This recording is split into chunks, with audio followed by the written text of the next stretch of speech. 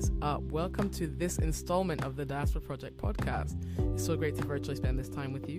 So my name is Abby. I'm the host of this podcast.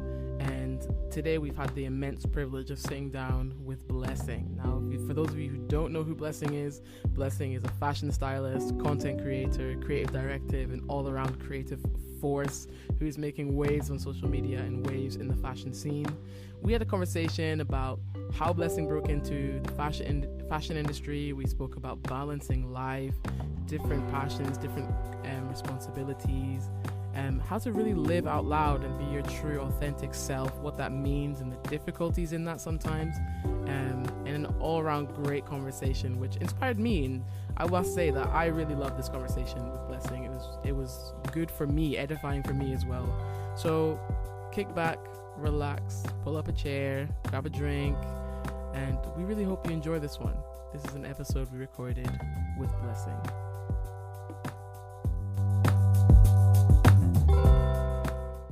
Awesome stuff. Blessing, it's so good to have you in the studio. How are you doing? I'm doing great. How are you? You know what that voice is? What? That's rich and famous interview voice. Ooh, that's the vibe. You know when you get people who are like, they've made it, they're like, yeah, I'm just going to talk like this. Awesome. For the people who maybe don't know everything that you do, could you tell people who you are, what you get up to, and all the things that you're currently working on? My name is Blessing.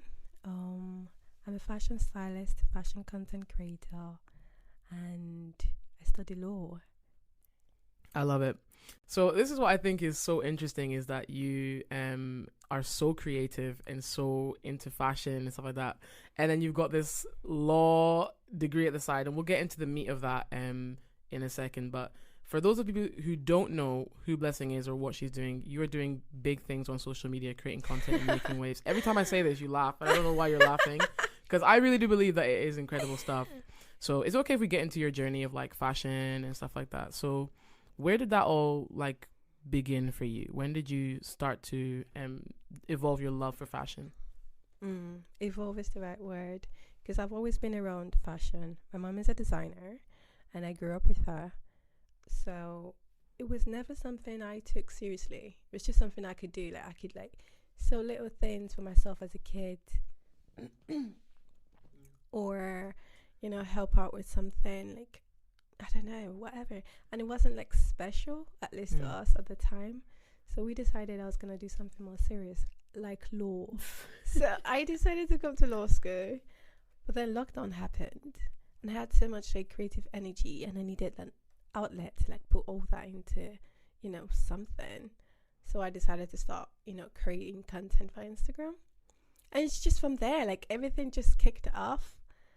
And yeah, like it was just, I'm not surprised, because from the moment I started doing it, I knew I was doing the right thing. Wow. Yeah. That's really cool. Like you kind of had this feeling of like, yeah, this is the right path. Yeah. So would you say like creativity, in whatever expression that is, has that always been your thing, trying to express yourself? And things like that? Absolutely. I feel like I'm such like an animated character in so many ways when I, you know, like express myself. Like I just want to like little things where I should just be quick about it and just like, you know, give in whatever. I'm just very like expressive and like I just want to do something more. I just have like other ideas out of the box and, you know, whatnot. So yeah, I think it's part of me. It's the way I think. It's the way I see things. I see things through a creative lens. That's incredible. And like you're saying, you kind of are like from a fashion pedigree. Like your mom is really into it. She, you know, like you were saying, being around her and seeing what she was doing kind of birthed something in you. Absolutely. Do you see some of your mom's influence in what you're doing now? Not just in terms of the fact that you're doing fashion, but even the way that she expressed herself. Do you see that in the way that you're expressing yourself? No. Oh! I thought we were going to have a nice moment of like, oh, family bond. No shade, mom. But no. My mom did it because she had to. Okay. It was the only skill she had, and it was the only way she could provide for us. And she did it, you know, with that same energy. Like, I just have to do this. I just have to, like, you know, put food on the table and do it. Yeah. Whereas me, I'm doing it because Like, it's so hard for me to be creative because I'm studying law. It's very serious, very like, you know, in the books. Like, you can't go outside of that. And me doing fashion and law is very rebellious. Even, like, I shouldn't be doing that. I should be focusing on law 24/7. I should be in that, mindset. And for me to divide my time and my mind to do something creative on top of that, it's hard most of the time. It's like, it's hard to balance. And so my zeal, my energy, it's just different. Like, the outcome is different as well, because I'm doing it because I love it. I'm doing it because no one is forcing me to do it. If I stop doing it today, like is anyone gonna like force me to go back? No, I'm doing it voluntarily. So yeah. It's just not the same. So the kind of like, it's a completely different like motivation, like you're saying. For your mom, it was like a necessity, but for you, it's like a pleasure. Yes. Wow. Pleasure. That must feel really cool though for you to be able to do this as to know that you can do this as a pleasure. Yeah. That's awesome. Now, you mentioned law. Side eye. So please, for the people can you tell us what country it is that you are originally from? Okay, so I'm originally from Nigeria. Homo Niger. I was born there. Yeah, and then I moved here like a decade ago. Yeah.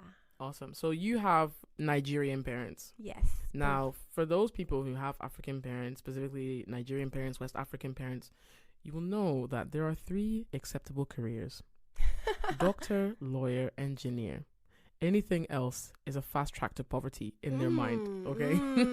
So for you, obviously having this passion for fashion, but then doing law, that's an interesting mix. Like you're saying, this really serious in the books kind of subject, and then this like free flowing creativity. How could you describe that clash? Like, how does that how do those two intertwine in your mind, in your work, in your day to day? Honestly, I think now I'm starting to find a balance. I'm literally in my 4th year of law school. I'm almost done. By the end of this month, I'm done with my dissertation. Come on. Pretty much done. And it's taken me 3+ years to get here. And the whole time there was no balance. I was always feeling like I'm missing out on something. If I wasn't missing out on the fashion events, I'm missing out on the unique things. And I just don't feel connected to anything really. I only feel connected in my head and not like practically, because I'm not really, a part of anything, because I want to be everywhere. When you want to be everywhere all the time, you're not anywhere. Like, you're so like dissociated from like everything. At least I felt that at some point. But now I feel like I have a little bit of an anchor in everything. I've set like time to do certain shoots and certain like styling gigs. And, I just like, right now I'm focusing on my dissertation because that's the most important thing. So, and I feel like that sense of, okay, this is very important. I need to put everything at the back end to do this. That helps me be more focused. But regarding like how everything works in my mind, to be honest, like it just works. Like it's just connected. Yeah. Like I feel like after uni, I want to do something in between law and fashion. I've been saying that to everyone who's willing to hire me. Like something in between law and fashion. That's what's gonna make me feel fulfilled. And that's because, that's how I feel about I just don't feel like I can leave one for the other. I don't want to freelance one thing and then do the other 24/7. It's just, I don't want to do that anymore. I've done that. I don't want to do that anymore. Yeah. Hey, sorry to interrupt. I just wanted to drop in to ask you guys to like, follow, and share this podcast. If you like this podcast, give us a rating on Spotify or Google or wherever you're listening to us on.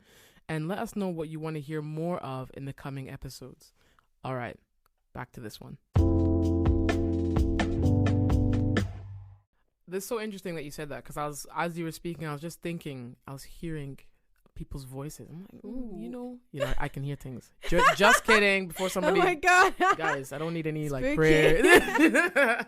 But I could hear people asking the question of like, if you're so into, creativity and fashion, and if people have seen your social media, which we will link in the show notes, you should definitely check out Blessing social media.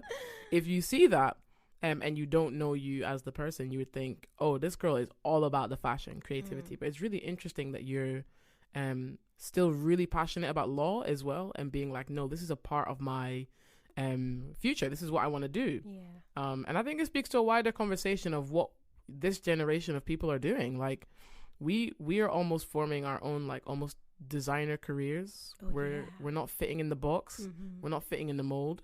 And I especially feel that when I look at you, you're doing so much that's like so authentically you. Thank you. I feel like people are like, no more like single income jobs. Like, you can do everything. If you can do everything, then do everything. Like, there is no more like, oh, you have to do just one thing, or you're doing law that is so serious, you have to focus in it. How can you be doing fashion? That's just for fun. Like, leave that, let that go. Like, no. I feel like that's my parents' voice in the back of I can literally hear it as well. Everybody's parents' voice in the back of their head. Listen. Yeah. But you're so right. It's like what I love about our generation is not only are we like just crazy bold in doing stuff at a young age, but we've all kind of decided that no, we're breaking out of the norm and we're doing things differently. Like, we don't want to, no shade to the previous generations. We love y'all, mom, dad, grandparents. We love y'all, but we want to do our own thing in our own way. Yeah, absolutely. Yeah. The hard thing about that though is this idea of like, you might not be seeing people doing the thing that you're doing in the way that you're doing it. Yeah. Have you felt that before? Absolutely. Oh my God. I'm like, it would make life so much easier to just have somewhere to like go to like see who like emulate the things I'm doing the exact same way. And it's like, I can just follow in their footsteps because they've done all the hard work for me, and I can just like do the right things that they've been doing just so I can get to a certain place. But no, there isn't. There is, maybe if there is out there, please reach out to me. Like, I would love. Let us know. It's so hard to be like a pioneer. Like, I would love to just follow in someone's footsteps, please. Like, I would love to do that. It would make life so much easier. Yeah. Like, I had a conversation with someone recently about this whole idea of being like a pioneer. And even we've spoken about this before. It's like, pioneering stuff is so attractive. Everyone's like, yeah, I'm the first to do this, or I'm breaking out in this space, and it's so cool. But at the same time, pioneering is so painful. Yeah, it's so lonely. It's tough when you don't see people doing what you're doing, and it's hard to anchor yourself. Yeah. How do you anchor yourself? I surround myself with friends who they don't judge. They love me just the way I am. They know I always make the extra efforts because that's just me. It makes me happy. It's just, for me, I need so much love around me. I just need people to understand that this is how my mind works. I'm not trying to stick out. I don't think I'm better than anybody else. It's just, I need to do this to feel alive. I need to do this to feel like me, to feel like I'm chasing my purpose. Yeah. I just need, like, even though I feel stressed and whatnot, that's what makes me feel alive. Like, if I don't do that, I'm not going to feel like me. Absolutely. And I surround myself with people that understand that, people that just want the best for me, and I want the best for them too. Absolutely. And I think that's what holds me down. That's what keeps me grounded. Come on, shout out to Blessings people then. Shout out so important. Y'all. Love you. They always say your network is your net worth. Yeah. Like, the people that are around you are everything. Yeah. And even I've experienced that, like, you need people around you that not only believe in you, but are sometimes as well people who are kind of in the same mindset, just as bold and audacious as you are. Because come on now, who wants to be normal? For real. Honestly. Who wants to be normal in this day and age? Ain't nobody got time for that. Ain't nobody got time for that. I love it. So, you mentioned that you're about to finish university. Yeah. Big ups to you. Oh my God, I'm so over it. I'm over it. I'm over the essays. I just want to go out into the real world and do the practical things. Like, stop holding me down with these essays and these textbooks. I won't even have to do that if I start working. Like, no more essays. No more more. reading. None of that. Literally, it's like they want you to like cram. You know what? No, I'm not gonna throw shit at Dundee. You know. We're not gonna talk about you today. It's not about you. That's a different podcast episode. That's a long story. But you know what? I'm happy. You know. Yeah. I'm here. I like it. So this is the question that every graduate hates, like almost graduate hates. What's the next step? especially since so for those, again, if you we can talk about this again a bit later, you are already doing a lot of stuff in the fashion world, doing shoots and shows, booked and busy.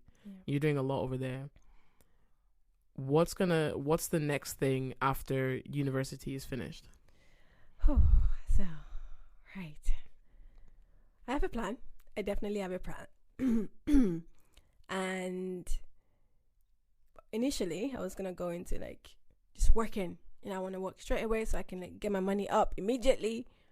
But now I think I'm gonna slow down a little bit.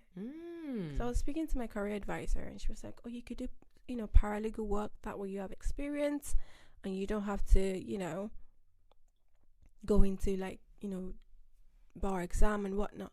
So I think I might do like a paralegal thing for a couple years. Apparently I have to do it for 2 years. I was thinking 6 months, but anyway. I guess I have to do that, like 2 days a week or something. And then the rest of my week, I'm gonna do my shoots. I have so many ideas. I have so many people to work with, like who I've promised. I'm like, you know what, after my exams we are doing something together. So I'm gonna message everybody I want to work with, and we're gonna make it. We're gonna do it. Yeah. So I think, that's my plan right now. I want to do as much shoot as possible. Yeah. I want to go to as much like fashion shows as possible, work with as many people as I can, and I feel aligned with.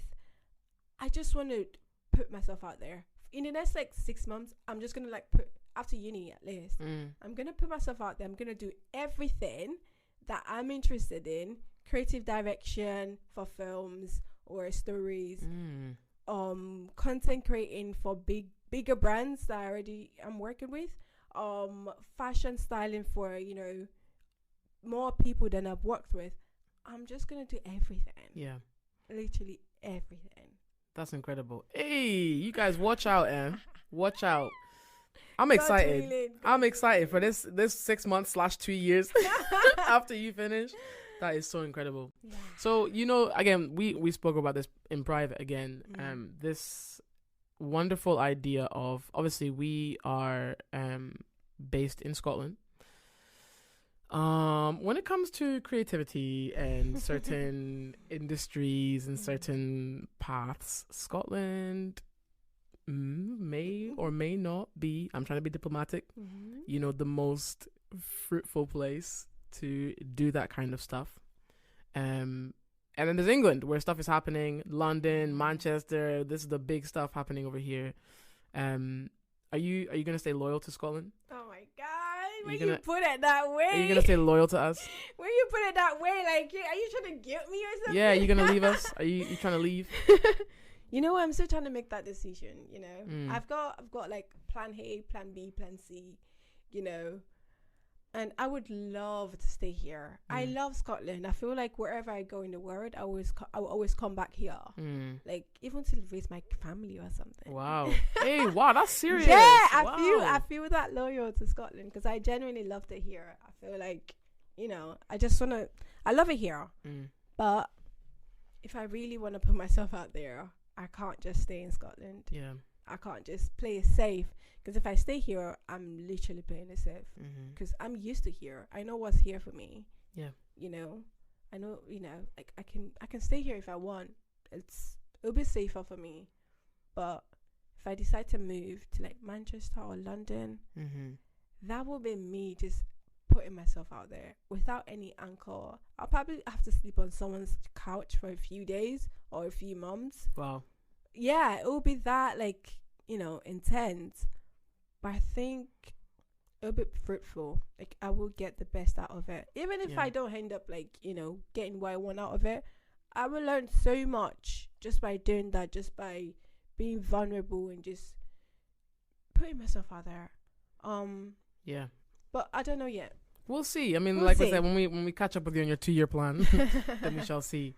Let me not beat around the bush. I want to ask you a question direct about Scotland. So, we have big cities here. We got Glasgow, Edinburgh. Stuff happens in these cities. Obviously, we got bigger cities in the UK, London, Manchester, all that kind of stuff. Why is it so hard for creatives to make it big in Scotland compared to places like London? And I'm not just talking about the size of the place, but what is it, do you think, about Scotland that means that the opportunities are not as free flowing as the bigger cities down south? We're just not there yet. What does that mean? We're getting there. I feel like we're still like at the precipice of like everything, like booming, everything really like getting off the ground. Like we're getting there. It's happening. Like I can see so much like, happening in Scotland. Dundee, we have different fashion shows, Scottish fashion shows, Scottish associations, charity shows. I'm doing a runway this month actually, and it's for like a charity event. It's like it's big because they're working with so many people, and I see things like that happening. It's really inspiring to see, and it kicks things off. Like it's so good to have those things that are going on, just fashion events going on, but it's just really slow. It's just really, really slow, and it's it's impressive, but I just want it to be a little bit faster. Like I wish you could see the frustration on your face right now, man. Like the fashion side of it. Like, let's stop playing it safe. How about that? Let's just you think try that's that. the problem? People are playing it safe? Absolutely. I feel like so many people are like, they're doing the things, but it's like everyone's trying to play it safe. They're trying to, check certain boxes. Forget about the box. Let's forget about the box and let's just do it. Oh, I like that. Forget about the box. Let's forget just about the box. So do you think that for you, somebody or the way that the world is going with like we have more and more almost independent content creators doing their thing on their own internet space, their own social media space. Do you think that's good? I mean, it seems like for you guys, you get the freedom to do that. You get the freedom to go outside of the box and do your own thing. You would think. Oh, is this tea? Guys, we're getting gossip. Oh my god. You would think. ... You would think. ... No, I feel like if you want to get certain jobs, if you want to do certain things, then you have to do certain things. Okay, so you don't have all the free reign you would like to have. But it doesn't apply to me though. Blessing says, I will do my thing. I will do my thing my way. Come forced by fire. When I want it, But I just feel like certain times I'm like, oh, I shouldn't have done that. Like, people are not going to get that. You mean on social media? Like, on social media, I'm like, oh my God, they're not going to get that. Like, I'm going to look so weird doing this. Like, why did I even do that? Should I even do this? Like so many, like, doubts and, like, talking in my head. By the end of the day, like, if you're here for me, you're going to love it. But if you're not here, if you're here for something that you think I should be doing, then you're not going to get that. So I feel like, even though there is that liberty to do whatever you want, but if you want to get certain things, if you want certain people to, like, understand you, then you shouldn't be doing that. You should be playing it safe and being in that box. Which is a shame. Because it is a shame. I feel like that's just life in general. Like, people just always want to, like, police what you do, and, like, put you in a box. Yeah. Like, there is a box for everyone. Like, you need. Sometimes it's like, it feels like you need to check those boxes, but you actually don't need to. Yeah. I mean, I guess, like you're saying, we're very fortunate in this generation that we're getting to a place where you can live outside the box. Yes. But like you're saying, let's not beat around the bush here. There's money in the box. Oh yeah. Oh my God. There is money in the box, and we need to pay the bill. Exposure does not pay bills, baby. Honestly. Like, how would you encourage people especially people who are in your space, creatives, content creators, even in fashion, to step out of the box more, even when there's more uncertainty and less of the bag. To be honest, girl, get the bag. You heard it here first, folks. Get the bag. Get the bag. I feel like that's the problem. I feel like there's a war. That is the problem. Yeah. Between the authenticity and then the reality. Like, people need to make money. Yeah. That's the reality. Like, oh my God, things are so expensive right now. Mm-hmm. And I'm not going to be the one to be like, oh, ignore the bag. Do you. Like, if you can do you and still get the bag, then do that. Mm-hmm. Honestly, do that. Find a way to do that. That's the best case scenario. But worst case scenario is that, for a couple months or a couple, whatever, you have to just get the bag. And then after getting the bag, you can decide now to do you, and that's cool too. But whatever works for you, works for you. Absolutely. Whatever works for you, works for you. Hey, me again. So, do you like this podcast? You want to see what else we're doing? Cool. Head on over to www.thediasporaproject.co.uk and you can keep up to date with everything we've got going on. Okay, I'm so sorry. Back to the episode.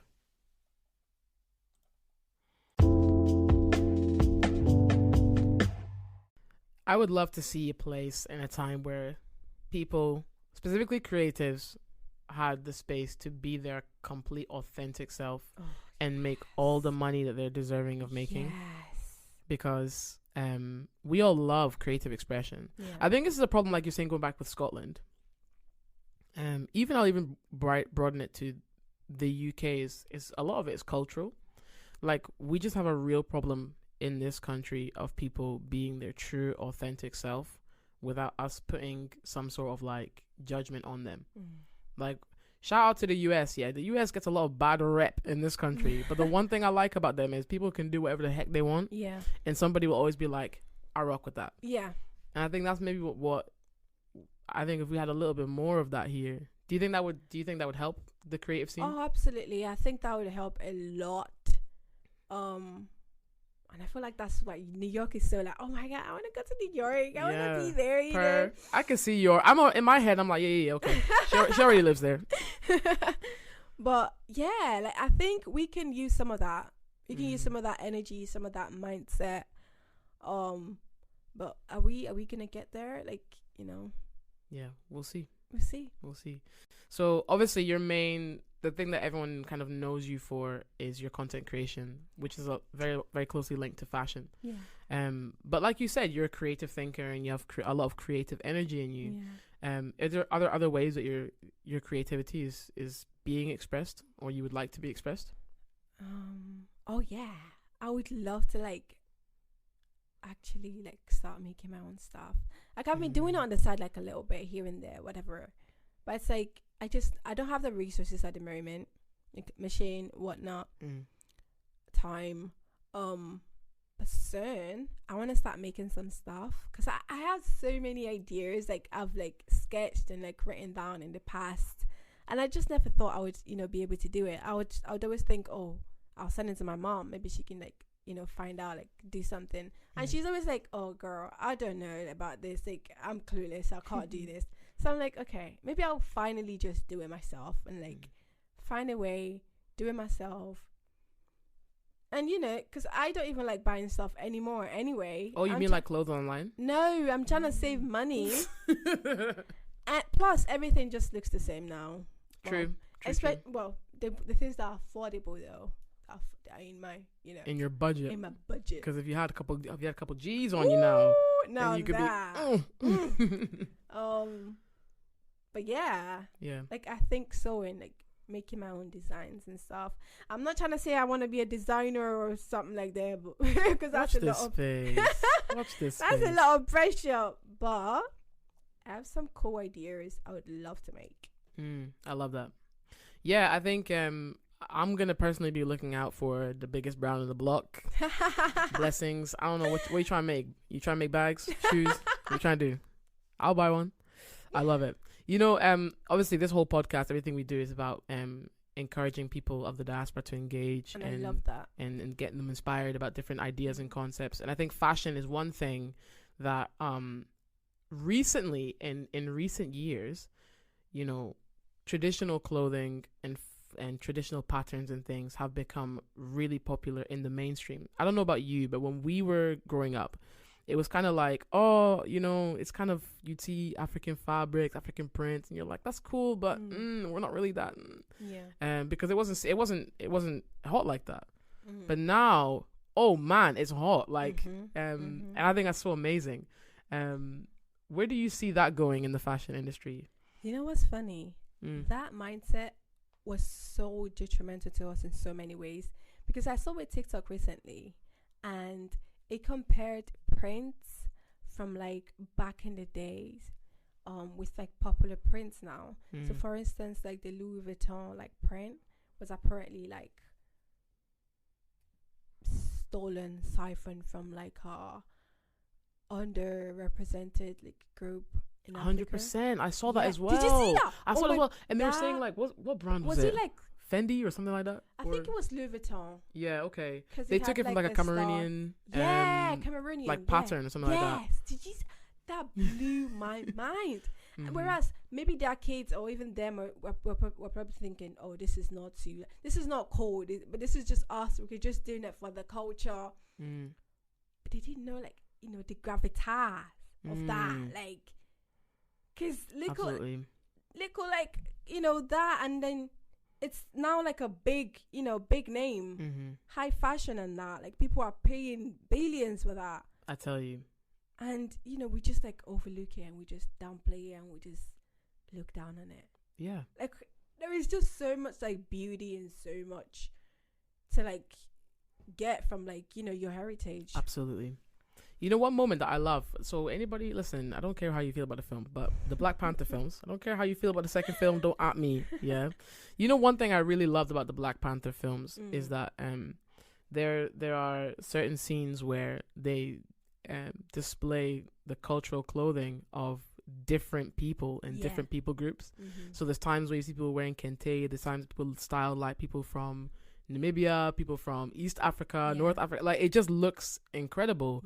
And it was put on a world stage and we were like, this is cool.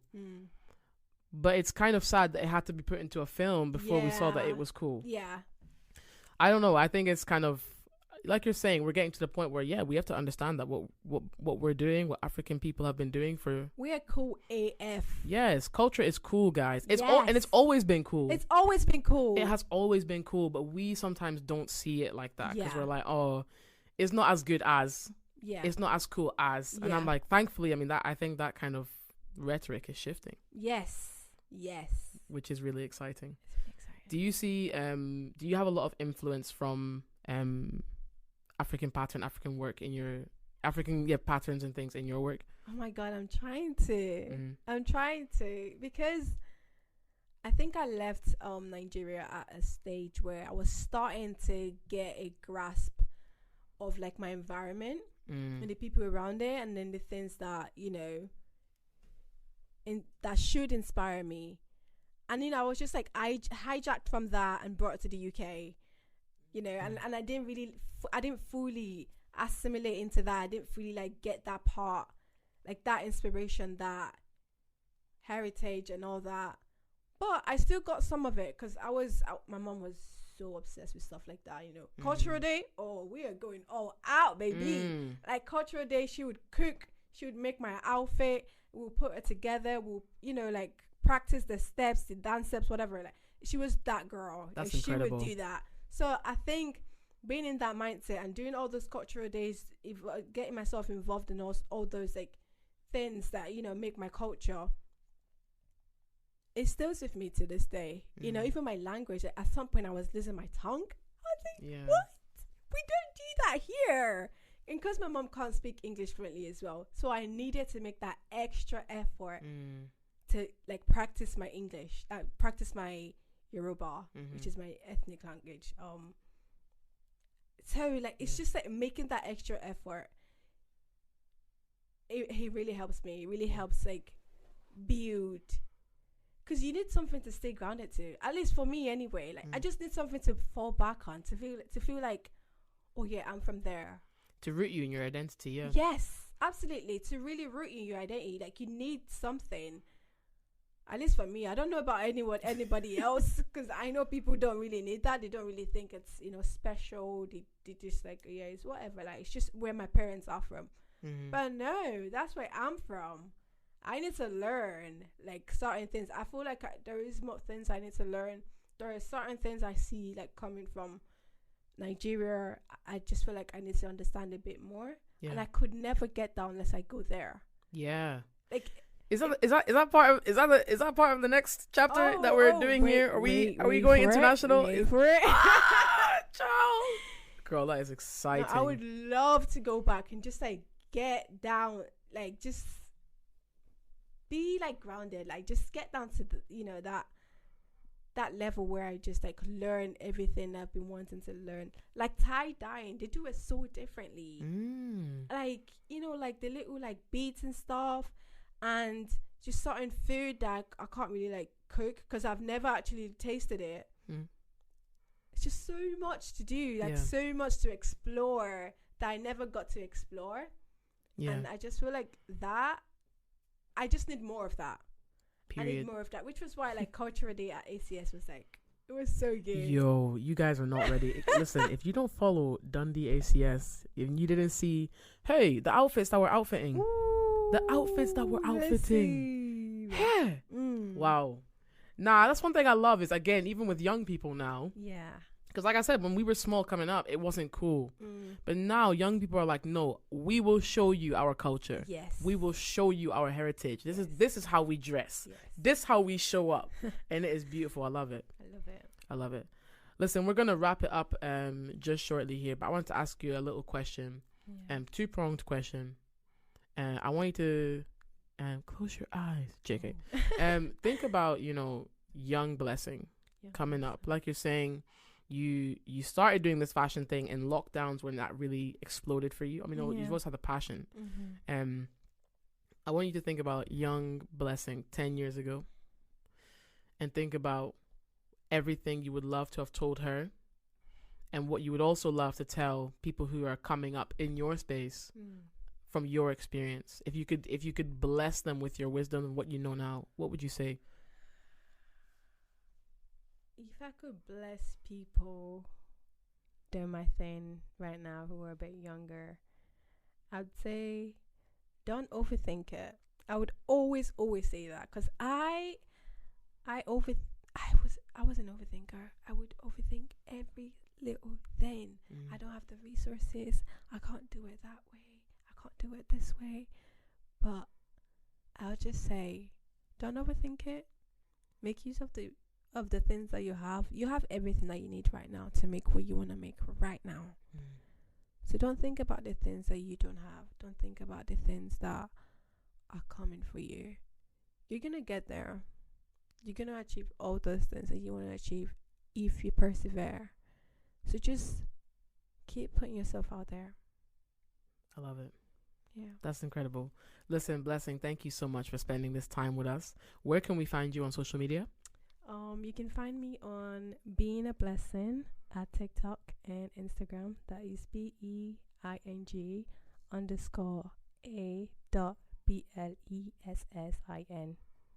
I like that. You know something? I'm actually very, very impressed that you could do that, because when I come to start spelling stuff, the way my brain glitches. So just for that alone. Awesome. Listen, thank you so much for spending this time with us, Blessing. Thank you so much for having me. Of course. And thank you guys for listening as well. We hope you tune in for the next installment. Keep up to date with everything Blessing is doing. I'm telling you guys this for real. She's hot in the space. I'm telling you this for now. Like, don't say I didn't tell you. But yeah, thank you for spending this time with us, and we will see you on the next installment. Bye.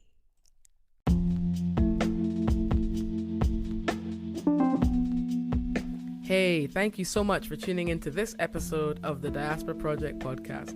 We hope you enjoyed this conversation and you'll stick around for the next one. If you'd like to keep up to date with what we're doing, you can find us on our website, www.thediasporaproject.co.uk, or you can find us on our social media pages. On Instagram, we are at thediaspora.project. TikTok, we are at the Diaspora Project. And on Twitter, Facebook, and YouTube, we are the Diaspora Project. Thank you again, and we will see you next time.